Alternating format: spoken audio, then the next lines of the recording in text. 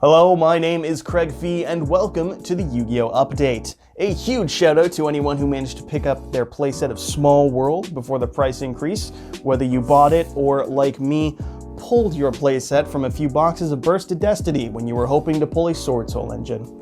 However you go about getting your stonks, we here at the Update congratulate you, because as we say, a win's a win. Brothers of Legend dropped last week, a set hyped to give players access to such staples and high-demand reprints as Forbidden Droplet, Evil Heroes of Dusted Gold and Malicious Bane, Magician Souls, Nibiru, and even more. And for the most part, there have been reprints. There are reprints in the set.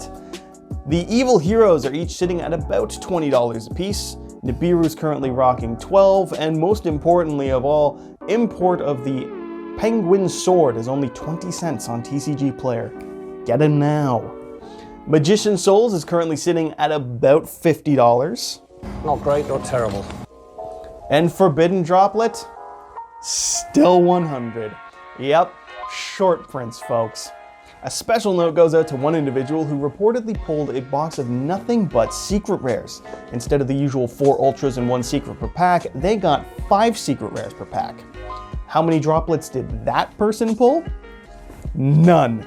Not a single copy of Forbidden Droplet in 120 cards. They couldn't pull Forbidden Droplet, and neither can you. Forbidden Droplet, of course, now represents the class divide amongst Yu-Gi-Oh! Players, and I am sorry to report, if you do not already own a playset, it is because you are broke.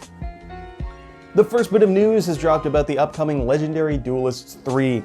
Said to contain cards first printed in Immortal Destiny and Magical Hero, it's being touted as a set for fans of Dark Magician, Hero, and Synchron. That's right, more Dark Magician support. And maybe even another $50 reprint of Magician Souls. Oh boy. This will be coming in a box, not just a pack, and each box will contain 1 secret rare, 6 ultra rares with 2 regular yellow print ultra rares, and 2 each of the red print and blue print ultra rares, as well as 30 commons.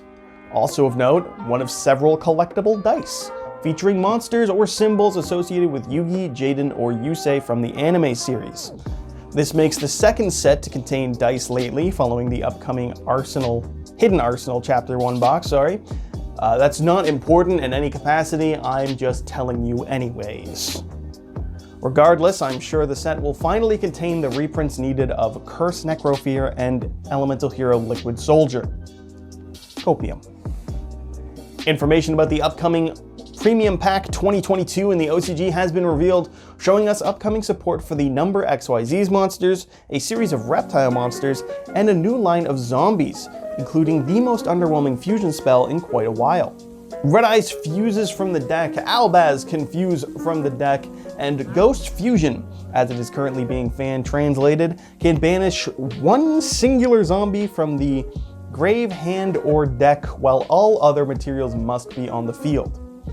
And every material used has to be a zombie.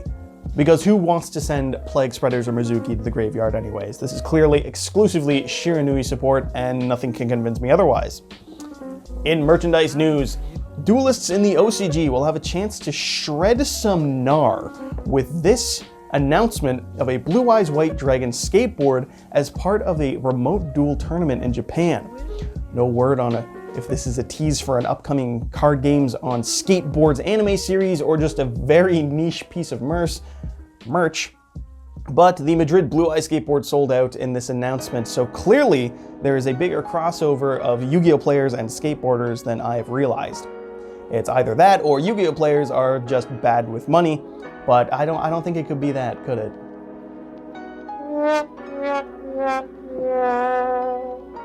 Also, Yu-Gi-Oh! Rush Duel Dawn of the Battle Royale released today for the Nintendo Switch. I know just about nothing about this, but it has Battle Royale in the name, so I can safely assume the gameplay is a 100-man free-for-all rush duel with no limit on the normal summons. Fluwanderees can only dream. In community news, the 76th episode of the Progression series dropped this week with Rise of the Duelist on Monday as usual.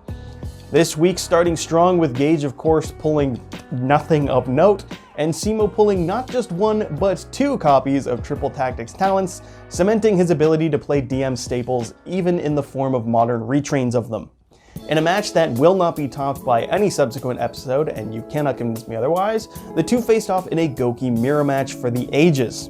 While Game 2 was an immediate concede by Simo on turn 2, both Games 1 and 3 were very intense back and forths, featuring constant momentum swings for both sides, which Game 3 reaching the point where Gage had 2 cards left in his deck. A fantastic episode all around, with Gage losing both Games 1 and 3 to Called by the Grave. I'm sure he'll be very happy when it goes to 1 on their future list. Fans of Gage can also enjoy seeing the light of hope drain from his eyes in Game 3 after Simo top decks the Called by the Grave the turn immediately before he pulls the World Legacy Succession and forfeits the game. A heartbreaking moment of fantastic content, and also the episode gave us this clip here. You stop it right now, that thing's too big! Oh, that'll be never taken out of context. With the series score now Simo to 49 wins to Gage's 27, there are just 5 more to go. Next week, we can all look forward to Simo pulling Zeus before making Ragnazero and wiping Gage's whole board and bring him to 50 wins for the series. I'm pretty well convinced that's just what's gonna happen, and that's just Progression Series, baby. Also related to the Progression Series, Yugituber and streamer Farfa put out a tweet calling for the finale of Season 1 to be a match between Gage's Dragon Rulers and Simo's Blackwings. And if there's one thing for certain, it's that Gage and Simo have both always listened to Farfa, and this is very much likely to happen based on that fact alone. Pain96 has announced a minor contest of sorts for anyone interested, giving anyone the chance to have any safe for work tweet pinned on his profile for a week if they can correctly guess which archetype is going to get legacy support in Dimension Force. To enter, you simply have to reply your guess on his tweet announcing this. My bet is it's going to be Red-Eye support, but not in any way that has to do with their previous waves of Gemini, Equip, or Burn strategies, and will not cooperate with any of those in any way good. I think it's going to be Union this time, because that's what Red-Eyes is at this point, a collection of just very, very underwhelming support pieces. But hey, the card says it has potential, so who needs consistency? And finally, Yugituber YGO Strats has reached 500 subscribers. Yeah, I'm talking about myself in the third person. Not a whole lot to say. Thank you so much for subscribing. Definitely all 500 have been earned in the last few weeks of content. Had nothing to do with the series of videos I uploaded 5 years ago. That didn't count. It's all hard-earned now. Copium. But seriously, thank you so much for the support. Will I make other types of videos? Maybe. At some point. I don't know. I got a few ideas brewing, but we'll see what comes up. Regardless, thank you so much for all the support. I plan on keeping up with the update for as long as I can. And we'll see you next week on the Yu-Gi-Oh! Update.